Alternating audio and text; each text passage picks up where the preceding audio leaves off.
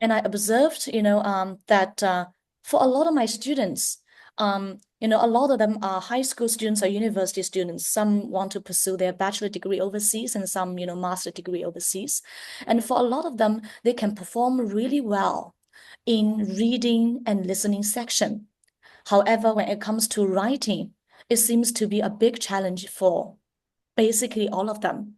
So let's say IELTS writing, especially if students want to reach, Pentingnya sering. reach a band like of 7.5 or a band of 8.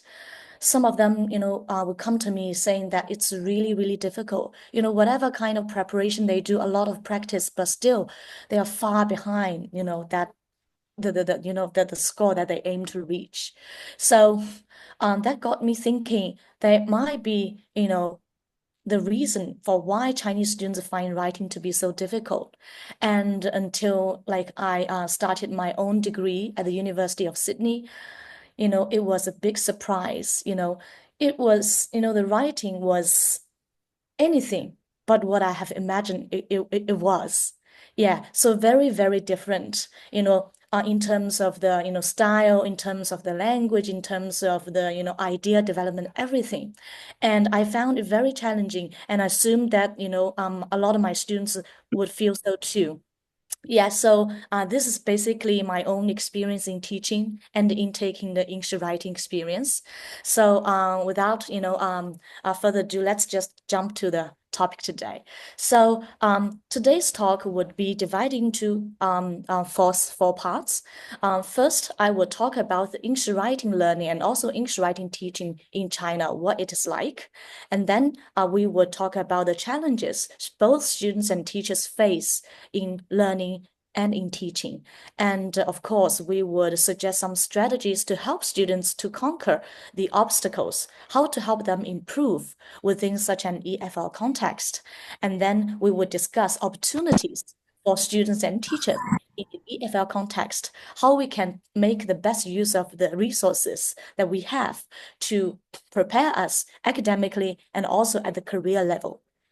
And before that, I would first want to, let's say, like recap a bit of the EFL context. So English in China is a subject just like history, like literature, like a lot of other subjects. It is taught depending on which region you're from. So let's say, for example, the eastern coast region of China, it is, the more affluent, region is also where I am from.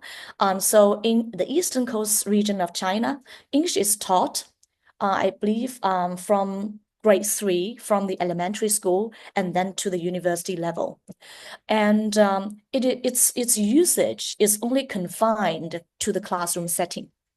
That means when you go outside of the class, you will not use English. It is rarely used in everyday life. So basically, I think a foreign language, just like EFL, I think a foreign language concludes what English is like in China very well. So against such a backdrop, it's not difficult to, to assume how English language learning and specifically English writing learning would be in China. So English writing in China, I believe started from junior high. In junior high, I believe using the word writing to describe it is not accurate enough because students who are at the junior high level, their vocabulary is still very limited because they are still in the initial stage of their learning, even though they started to know like the English words when they were in primary school. And basically the writing, I would put it like it's a way to examine students' mastery of the required vocabulary repertoire and the grammar in the form of a written form. So basically, it's a few lines, 5 lines, 8 lines at the most, and that's the so-called English writing at the senior high level, sorry, at the junior high level. And then I think the writing taught at the senior high level is not much a big difference, except that it's get a bit longer. So maybe from 8 lines to, I don't know, 15, lines, something like that, 80 words maybe. Yeah, so basically, it's another way to examine high school students if they have done well in the required, vocab and also the grammar. And the grammar at the, high school level, basically, for example, simple sentence, compound sentence, and very, very basic complex sentence. But that's it. So that's what I would say English writing was like, in the high school level. And when students move to the university level, they have to pass, for example, the CET 4 and CET 6. Both are, the Chinese national level language proficient English language proficiency test. So for students who want to graduate, they have to pass CET 4, and for some universities, they even require students to pass CET 6. But despite that, the writing that's required at this level is still very basic. Students have to write about 250 to 300 words. And they were taught the basic structures of an essay, maybe 3 paragraphs. And they were also, are required to demonstrate the diversity in their language use, like how sophisticated your grammar is and how diverse your vocabulary is. And if you can pass that exam, and then you can graduate, and that's basically it. So I would use these 3 terms to describe English writing teaching in China. That is pretty much grammar focused, and it's exam oriented, and it's pretty much decontextualized. By decontextualized, it means that students do not need to write for real life purposes. So, for example, sometimes we need to write an email to our professor to discuss something about like study or about something that's related to the academic matters. Or sometimes we need to write like 1,000 of 2,000 word of paper, so to get a good score in a certain writing subject. But in the Chinese university context, this is not the case. Students will given topics. These topics are pretty much not actually related to real life matter. So for example, let's say in the high school level, students would ask to write an email to their imagined pen pal. And we don't have pen pal nowadays, but still, this is still a concept here in the textbook. Say, if your American friend would come to China to visit for the first time, write an email to him or her to suggest which restaurant or which tourist attraction to visit, something like that. And of course, they were required to write essays too. For example, give you a topic and ask you to express a point of view and maybe a 300 words. And teachers would give you a structure to follow. And then you follow the structure, the first paragraph introducing the topic and your point of view, and come with 2 or 3 paragraphs, supporting evidence, something like that. But teachers would not go into detail. Oops, somebody is drawing this PowerPoint. Interesting. All right. Yeah, that's basically it. So pretty much decontextualized. And when we talk about the language, like students would focus on, teachers would focus on finding out if students is doing well at the language level.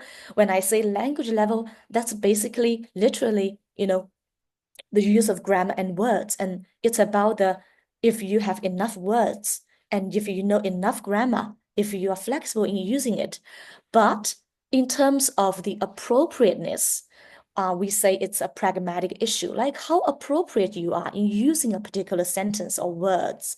This is not part of the criteria in marking students' essay. So I think, yeah, that's pretty much how English writing learning is from all levels, primary, secondary and tertiary level.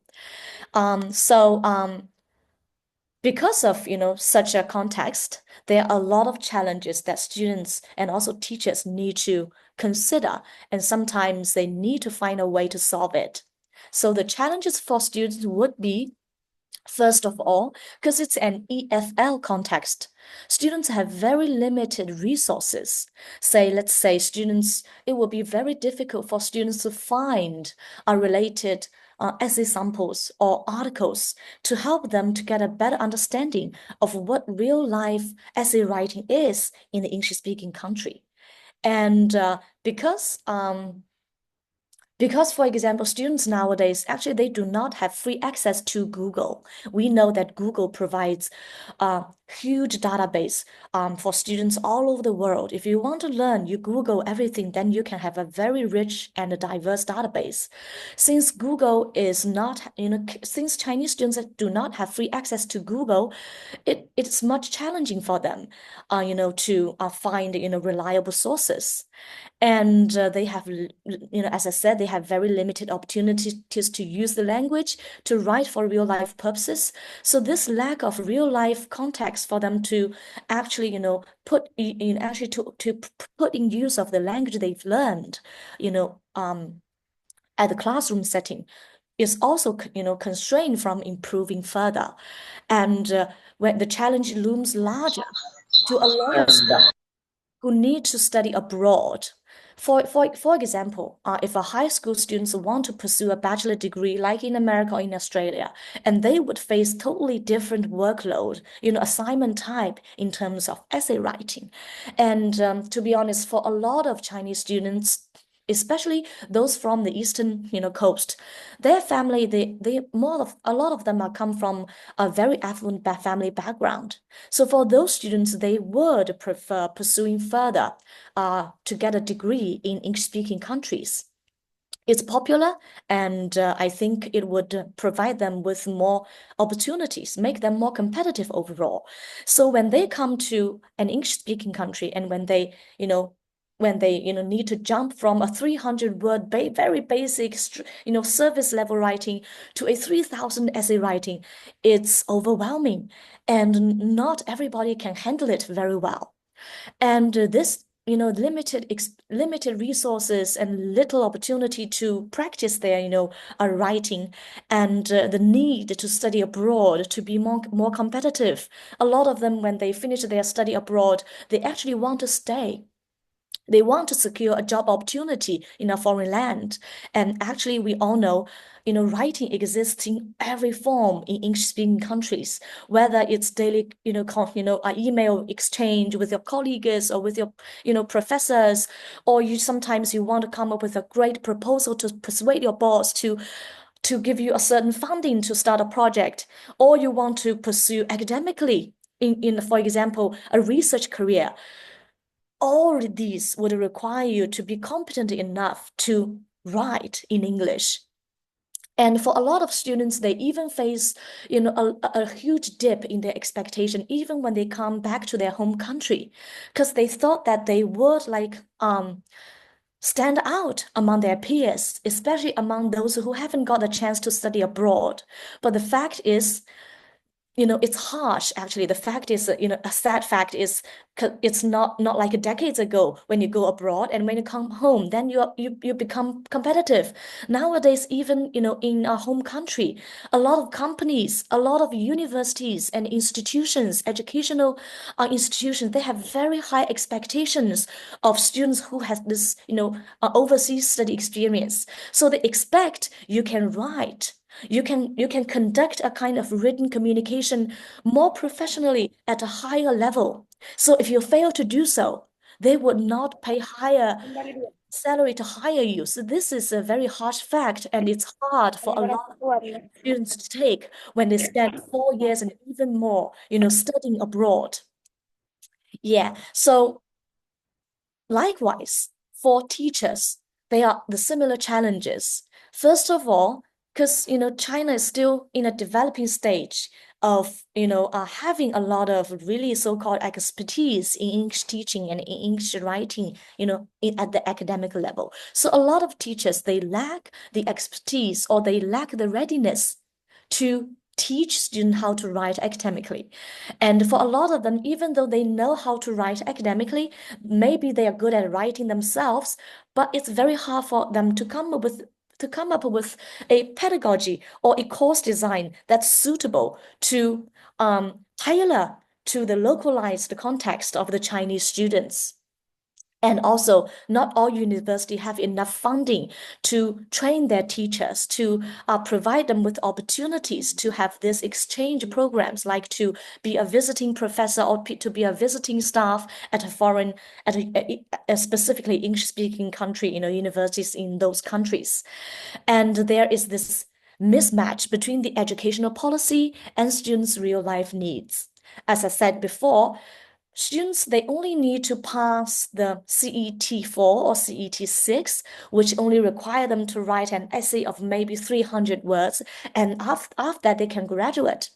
So even though the educational policy at the institution level and at the national level, the government, want to emphasize how important academic writing is, how important academic writing is, especially for English majors, and how critical thinking is needed for students who want to do research, from all areas of, different majors.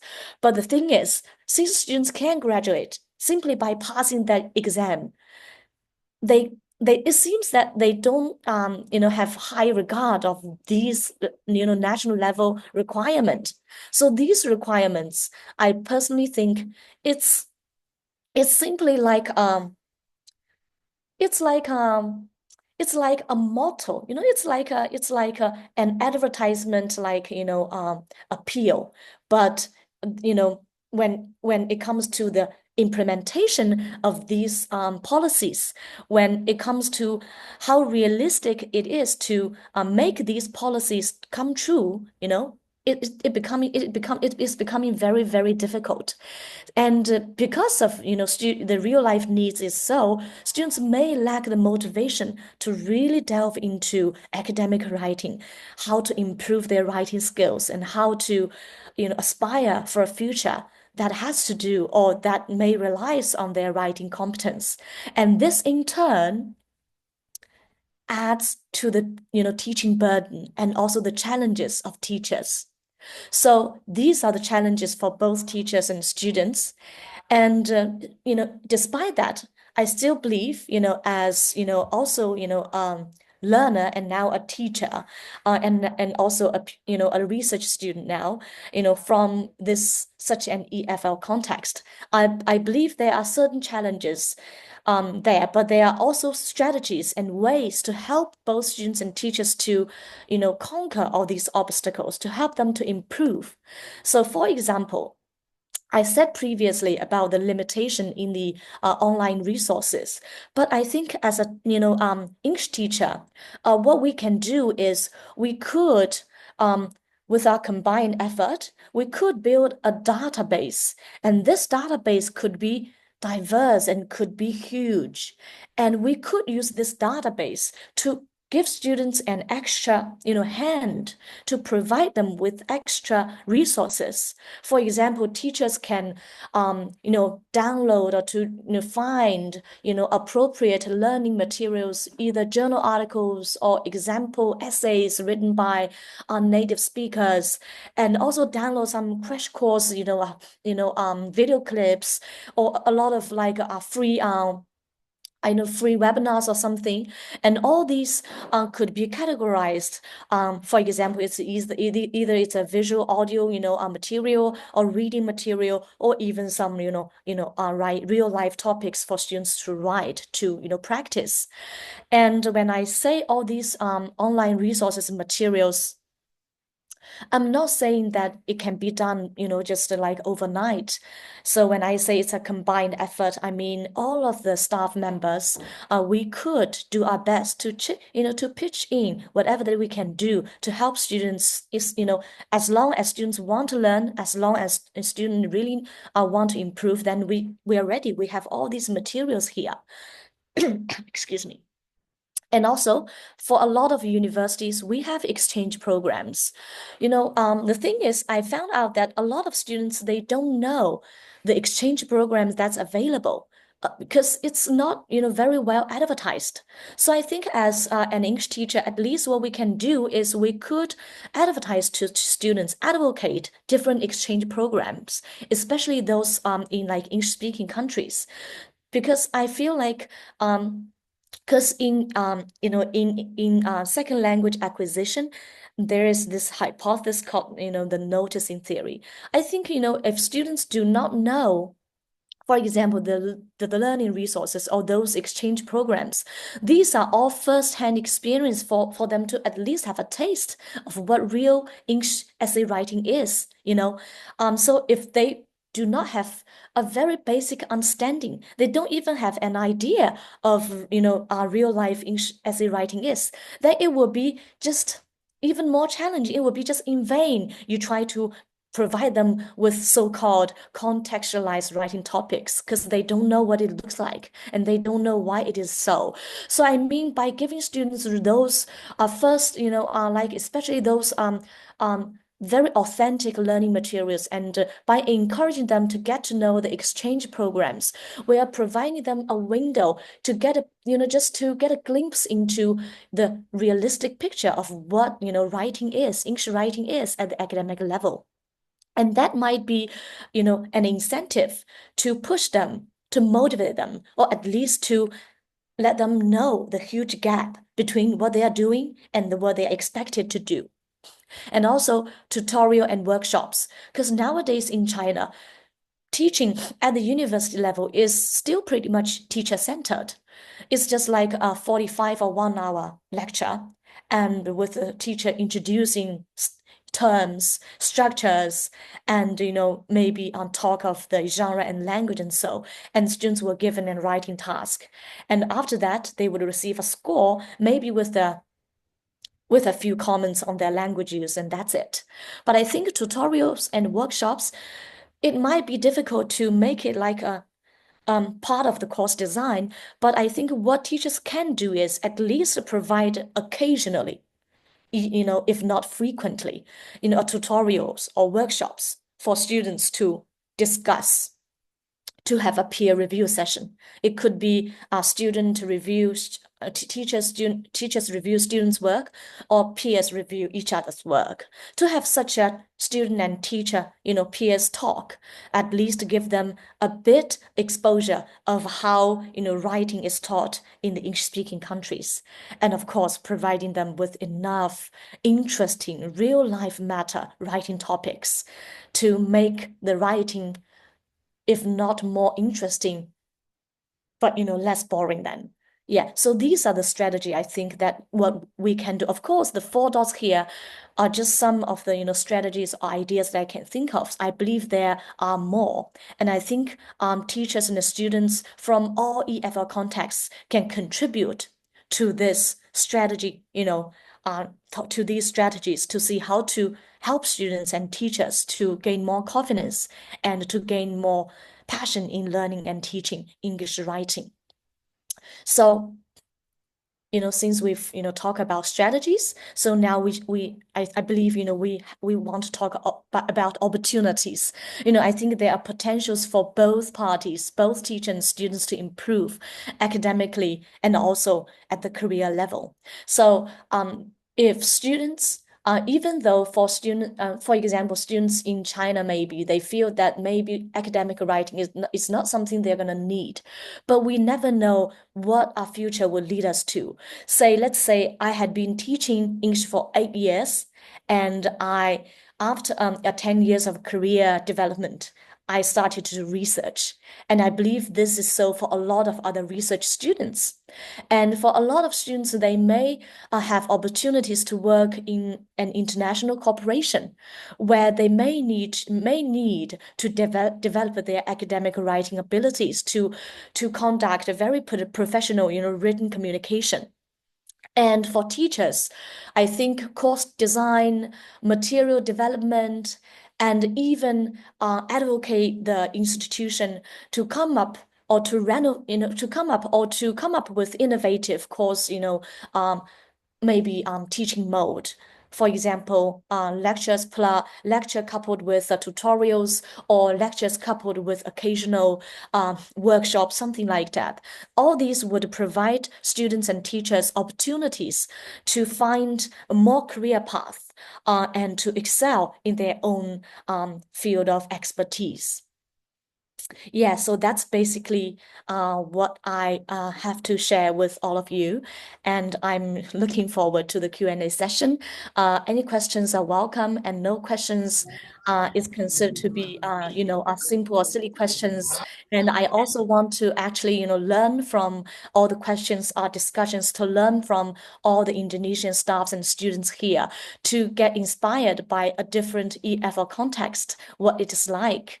And the similarities and differences are like from the Chinese context. Thank you. All right, Qiyue, thanks a lot for your exactly insightful and fruitful discussion and presentation. So I have a comment actually. For me personally, I'm really enjoy when you mention sort of comparing the challenges in terms of writing across a primary, secondary, and tertiary education in China. And I would like to say at the moment that we've pretty much shared the same issue here in Indonesia as well, especially teaching writing in English writing for our students. And another thing is, I couldn't agree more with you when you said that it's very good to use database for our students, so our students get more access to get learning resources, writing resources, whatever you want. So that's just very interesting. So I'm pretty sure that the audience have some comments, question, and please, if you couldn't do it in English, don't worry, just go with Indonesian, and I'm happy to translate it for you to Qiyue. Question, please, from the audience. Yeah, any questions? Questions, comments, remarks are all acceptable. Yeah, we got a question from Mutmainna Bahri. Please go ahead. Okay, thank you very much. First of all, I would like to say thank you very much for the inspiring and very fascinating presentation. I was truly inspired by your thought about how students often view English writing as an exam-oriented rather than a tool for daily communication. And reflecting on your experience, I just want to know that what strategy have you found effective in shifting students' perspective from maybe seeing writing as a merely an exam requirement to embracing it as a meaningful way to share their idea?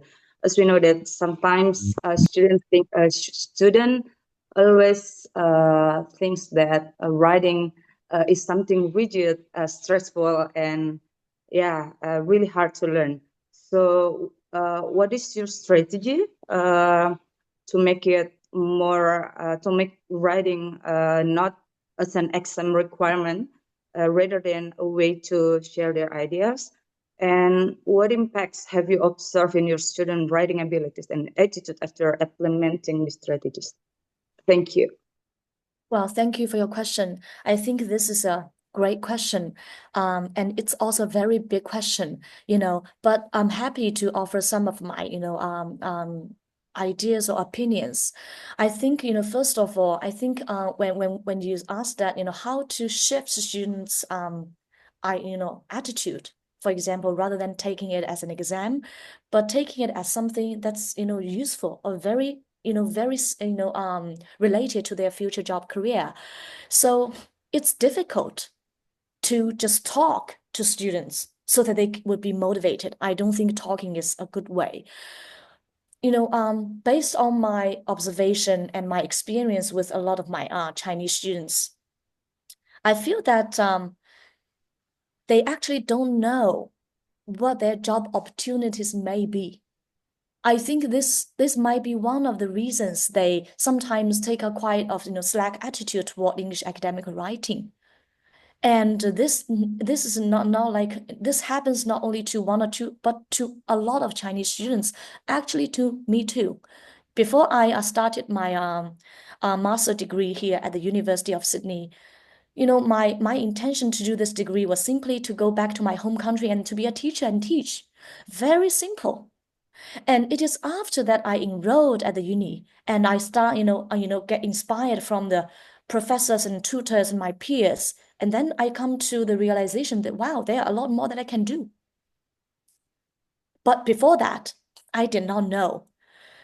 And how can you actually, motivate students to do something they don't even know that could come in handy or to be very important in their future career? So I think, first of all, as a teacher, I think apart from, the prep talk, I think teachers could actually introduce to students the opportunities they have. For example, you can teach, and to be a teacher, there are different levels of teaching. High school level, college level, the uni level, or even like the tutorial level. There are different levels for you to be a teacher, and you can see what a different pedagogies, right? And also material development. I think China now is in high demand of a really good material developer. We need to have students who really know what writing is like, to know both sides, what English writing is like, what Chinese students are like, and what Chinese students learn English writing is like, and to bridge the gap, to strike a balance. So we're in high demand of really good material developers. And actually, I envy those who actually come up with really good ideas to have great materials, different formats, listening and audio, a lot of different forms, because I simply cannot do that. It's really, really challenging for me personally. I really want to provide my students with all these excellent materials, but sometimes I just find it's very difficult. I think that's why maybe I ended up doing research. Yeah. So, material developers and course designs, there are a lot more, and of course, doing research. And also you could do like maybe set up the exchange programs. You can do a lot of international linking. For example, how you bridge or you cooperate with overseas cooperation. All these actually the one of the many career paths that and English majors can choose. We're not ending up only to be a teacher at the high school level, and that's it. That's not the 4-year English learning lead us to. That's not only the way. I'm not saying it's not a good way. Of course, it's one of the traditional and also one of the very good options for us, but there are a lot more. So if you are interested in pursuing in different paths, then you should know English writing is very, very important. Academic writing is very important. In past decades, in China, we emphasize speaking, but nowadays people started to de-emphasize speaking, and we started to emphasize writing because the occasion need us to speak. It's actually, when we communicate like in person, there are a lot of body language and the context can help us to understand each other. However, in writing, it's a whole new story. So that's my first point. We should open a window for our students to let them know the diverse career path they could have. And then you said that the challenge. Sorry, what is the question again? The challenges my students have. Well, I think nowadays for Chinese students, even though we say our career path, the motivation that we should emphasize academic writing, but the harsh fact is that a lot of students, even though they want, but they really lack the ability at the language level. Yeah, we have to. Actually, this is a fact that we cannot deny. So for a lot of students, even though they know it's important and they really want to write well, they want to learn, but they lack this, language ability. So the challenge at the linguistic level is still, I think, a huge obstacle. So I think it's, when we speak of this, it's not that hard to understand why the feedback students receive nowadays still somehow still somehow focus on the language level. Maybe the language level issue is still a big problem for a lot of Chinese students. Yeah, that's why maybe pragmatics, how to use it appropriately, somehow, just to be de-emphasized. I think that's maybe part of the reason. So as I mentioned before, by providing students enough input, because they have very limited access to authentic input. And by providing students input, based, if they have an accurate understanding of their future opportunity, and if they are motivated and they know their, language ability is limited, and now when you give them all these input, they know why these input are important, and they will take it seriously to delve in the reading. Read, the more you read it, the more you know how, English-speaking country, people from English-speaking countries write, and how they talk, the way, the style, everything. And I think human beings are just smart. We learn. So the more we read and the more we know, and then we adapt, we absorb it, and then we practice. So I think all these should be built on the prerequisite that they know this is something they need. If they don't know this is something they need, then they will have the motivation, and all the online resources, database you provide them, they will not take it seriously. Yeah. So hopefully, yeah, this is helpful to you. Yeah. Thanks, Thank you. Qiyue. It was exactly insightful point of view you came up with. So another thing I would like to add on, I think for some people, why students find lack of motivation in terms of writing, because for some cultures, I think it could be also related to culture, because for some people, speaking is much easier and more enjoyable than writing itself, especially for academic one. So thank you very much. Another question, please, from the audience. Please welcome.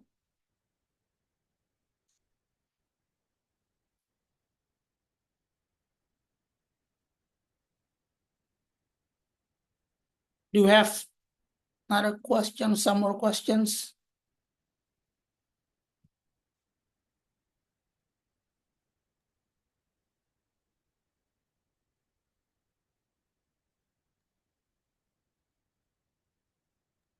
Okay.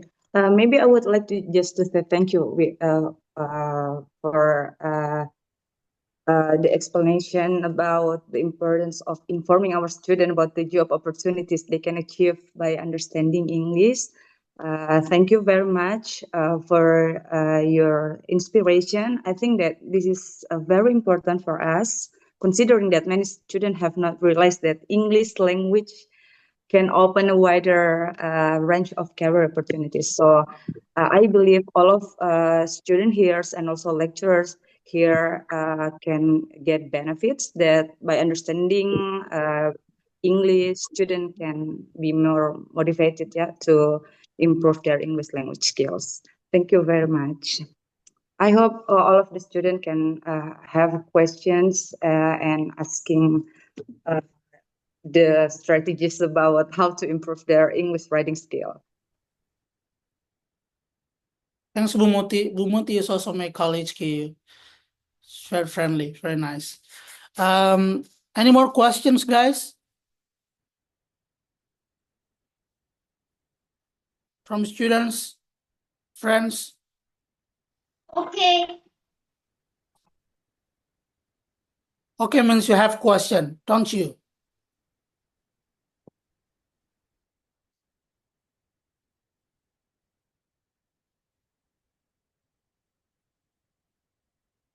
Or probably comments?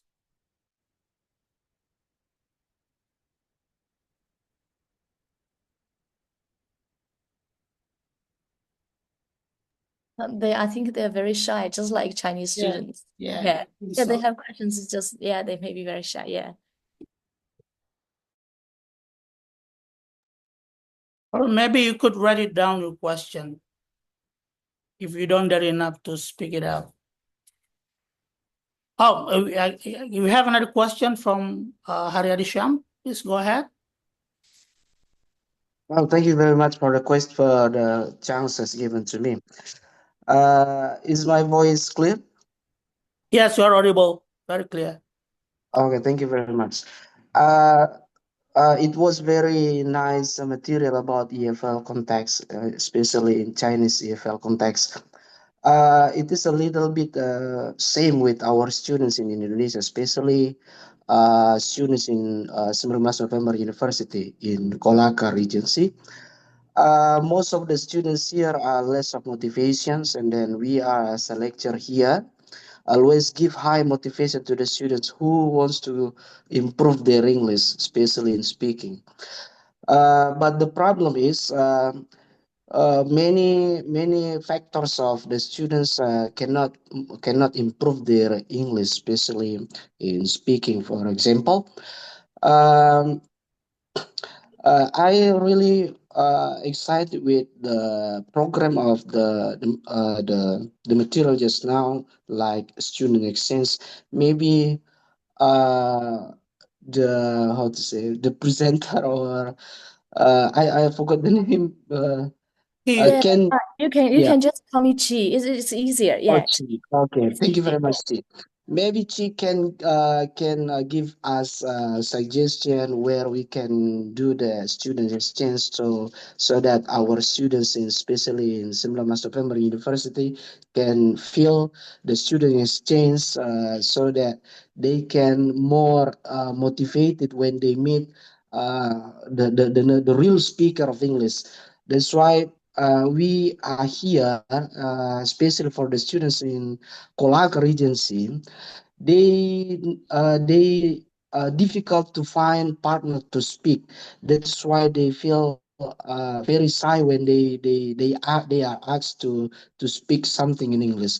So maybe can you give us chance to make a student exchange to them, so the lecture, all the lectures in 19 November University can give the students best experience, especially in English. Thank you very much, Chi.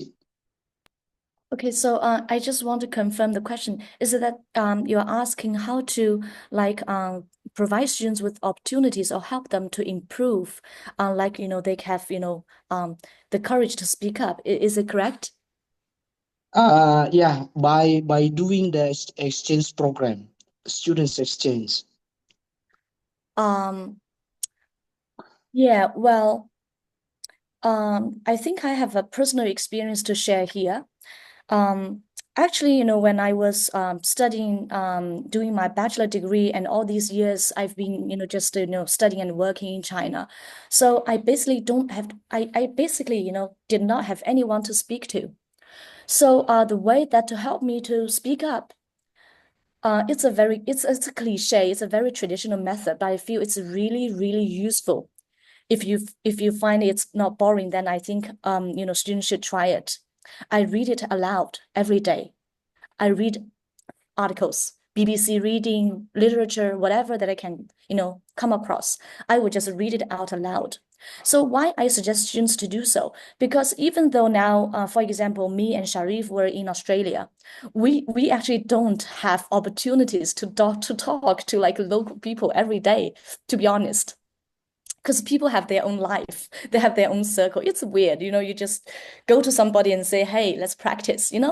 So it's understandable that for students who, even though they join the exchange program, like for example they went to Australia, and they still maybe speak with their own Indonesia peers. It's a very normal thing. But I think students, what they can do is they can read.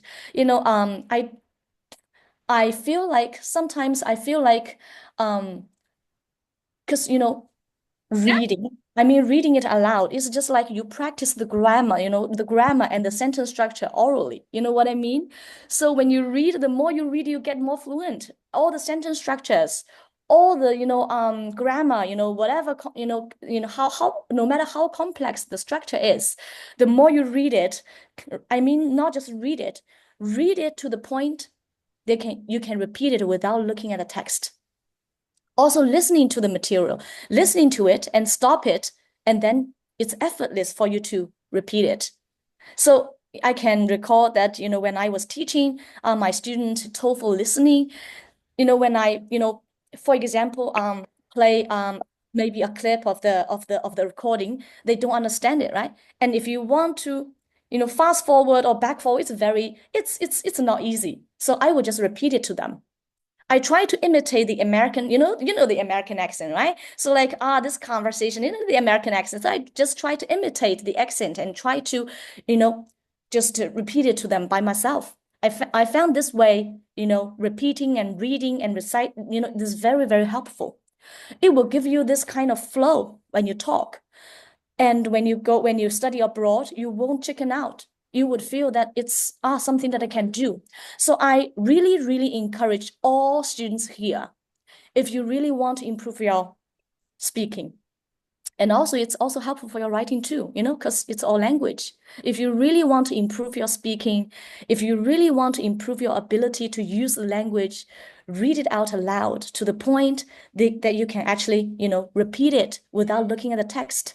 And very, very important, because the only way that you can repeat it effortlessly is you have a deep understanding of the text, the structure, the meaning, everything. Yeah, so that's a cliche, very traditional, very boring, very silly, but I personally think it's very, very useful. Wow, Yeah. that's great suggestion from you. See, I hope my students can hear it and then can get your point, so that they can practice, they can repeat, they can do what you have said just now. Thank you very much for your suggestion and your advice for the students. Thank you very much once again. Thank you. Thank you for your question. Thank you. Thanks, Pariadi and Qiyue, for the answers. Any more question from the audience, please? I just saw someone came up with raising hand. Faheri, did you have a question? Okay, I have a little question for this. Go ahead. Ahead. Okay, international talk. Thank you, Mr. Syarif, for the opportunity, and also for the speaker. You have a very outstanding presentation. Thank you. Well, my question is about culture, actually. Yeah, well, we all know that Chinese is very rich related to their culture, the history, and the diverse of tradition. And I wonder how the culture influenced the Chinese students writing in EFL context. Is it really going to be similar with Indonesian, with also have multicultural? Thank you. Well, thank you for your question. This is a great question, actually, because, culture is, something, it's, I think it has everything to do with language use, because we know language is part of culture, and because China is, it's embedded in its Confucius, philosophical understanding. So Chinese, for the Chinese students, when they were very young, they were raised in a way to talk, to maintain harmony, so they won't be too critical, because being too critical sometimes would be considered impolite or too harsh. So, however, when it comes to academic writing, the point is I think the main point of academic writing is to defend your stance. So you need to be critical in every way, but being critical does not mean that we are being implied. You have to be very diplomatic in a way to reach a consensus. And I mean, being critical, but also being diplomatic. I think this notion is totally new for Chinese students, because what they normally think is Chinese students, when we talk, we maintain harmony. We don't want to be too harsh, and we would save your faces, right? We don't want to hurt your face. We don't want you to lose face or anything, or feel embarrassed. And when they think of English academic writing, because in English academic writing, critical thinking or criticality is something we emphasized. However, when this, comes, thousands of miles, to China, and when the Chinese student receive it, they tend to think this is just being very harsh and implied, but actually it's not. Actually, in English academic writing, you're trying to be critical in a very diplomatic way. You're trying to reach a consensus, by not hurting others' feelings, by leaving yourself room for further negotiation. And I think this is something very, very, very new to Chinese students. That's why when you read Chinese students' article, it's very, very different. You will find them to be very, I would, add a quotation mark here, to be very rude, because they think being critical is just being rude. I think this is a cultural thing. There is certain misunderstanding of the Oriental, Chinese culture to the Western culture, cultural thing. Yeah, but I believe this is something, the reason that this is something new to them, as I mentioned before. Firstly, they're still a lot of them may still struggling at the linguistic level, and they might not have this, immediate need to write academically. So it might be teachers think this is something that student not need. I don't know. So back to our point about the so-called ways or strategies to help our students. I think since you mentioned culture, I think get your students to familiarize with the Western culture, academic culture, academically and whatever, that's related to English language. I think it's a way to help students to notice the difference. I think no knowledge is considered too much knowledge. Yeah. Yeah, thank you. Yeah, thanks, Qiyue. I completely agree with you that I think it's also part of culture, because I think the same thing happening out there in Indonesia. People, like students, sometimes feel and think that being too critical is being too rude, and I don't think they should not, because that's how, like the learning environment should be. Like there is a productive discussion and even critics from the students to the teacher or the other way around. So anyway, as we still have some more time, maybe one or two questions will be enough. Oh, we got a question on chat queue from Rivka, and she is asking what are some effective ways to encourage students to develop critical thinking in their writing beyond grammar rules?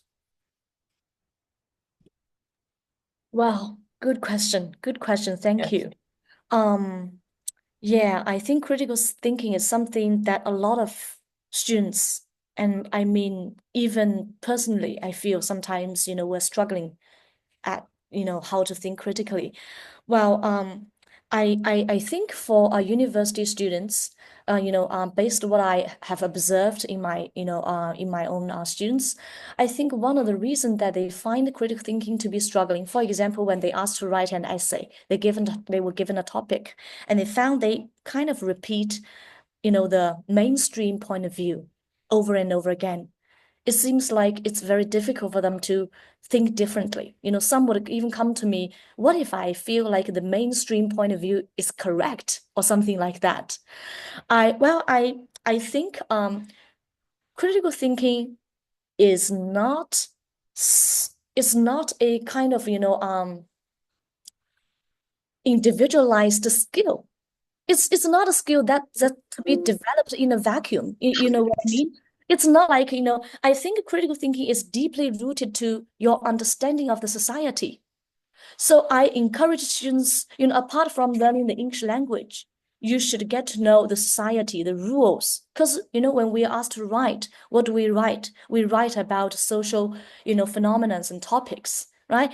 For example, take IELTS and TOEFL writing, for example. We are asked to write about if the government should provide funding for the, maybe transportation or education or, in the medical aspect. It's something related to all these.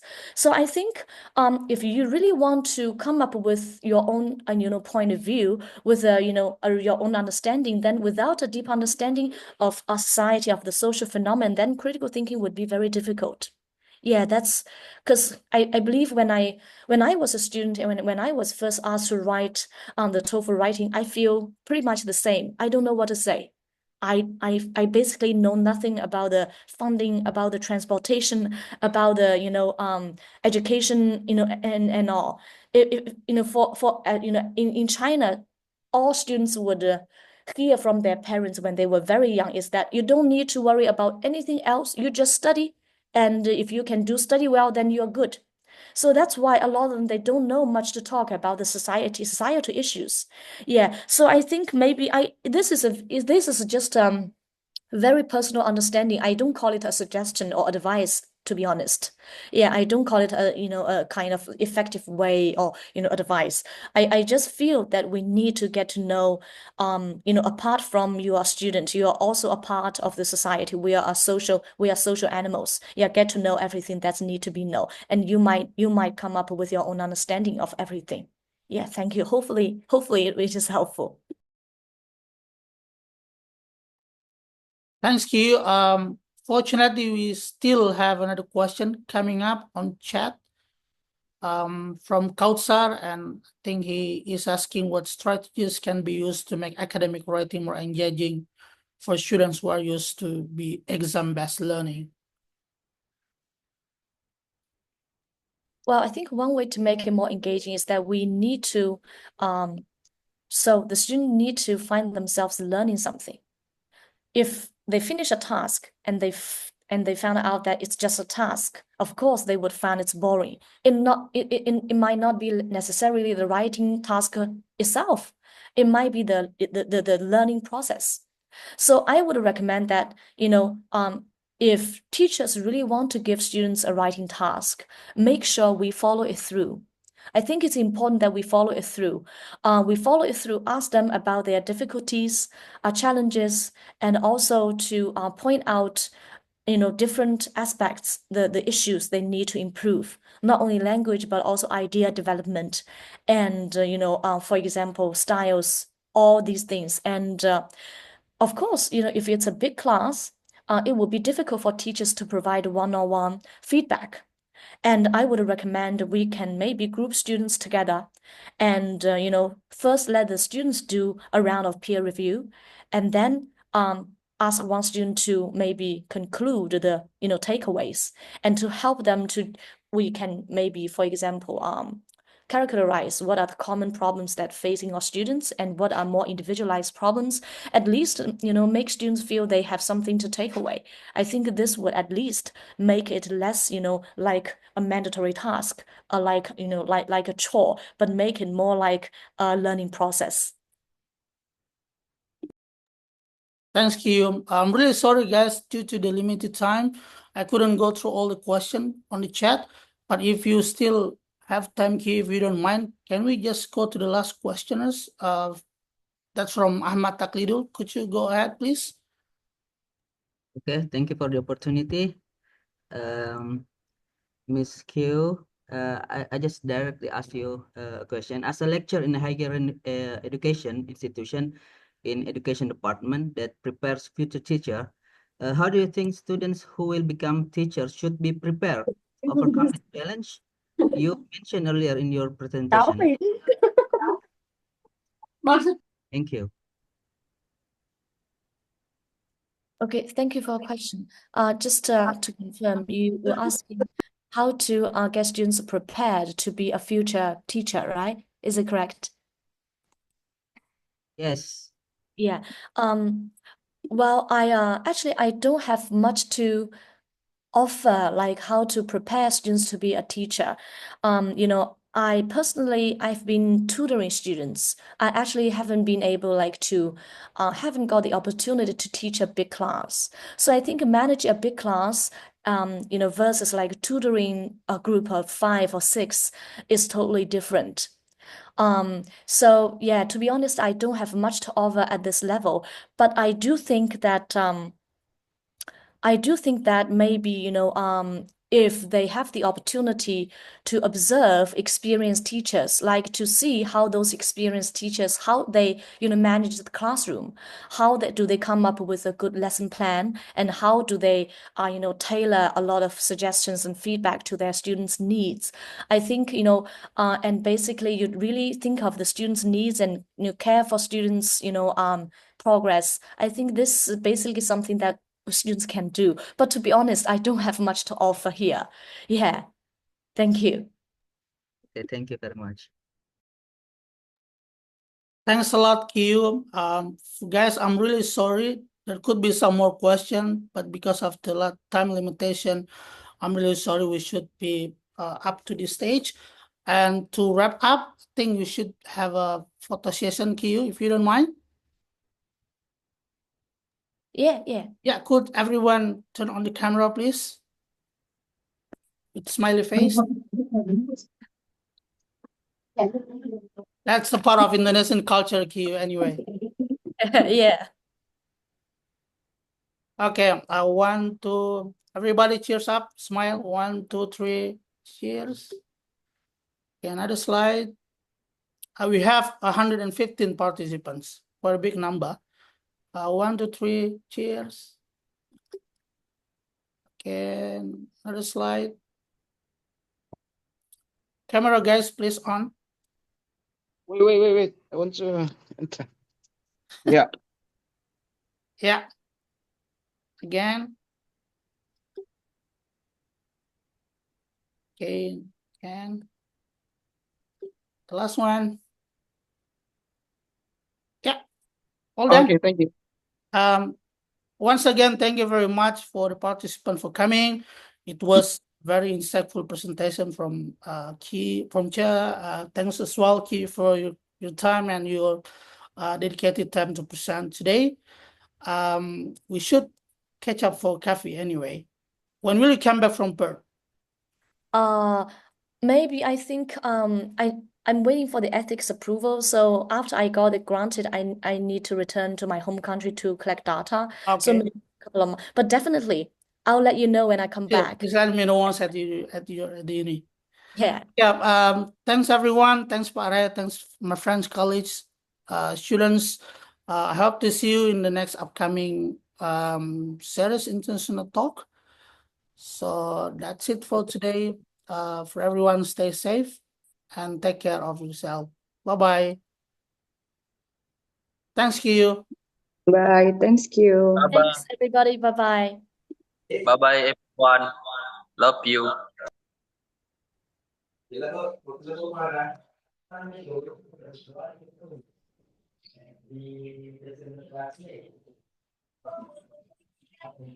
Just to double check the attendance. Dadah.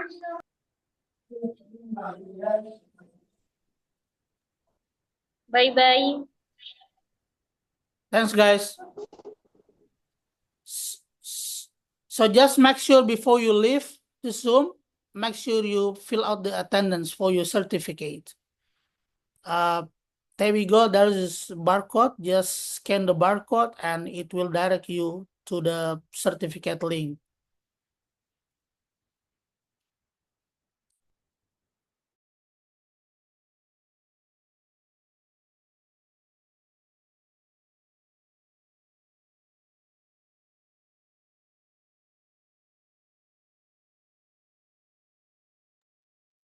Kirim lagi fotonya.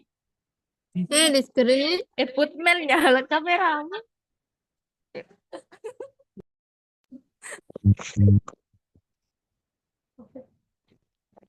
I don't know. So I'm gonna give you max 5 minutes to scan the barcode, and after that I will turn off the Zoom.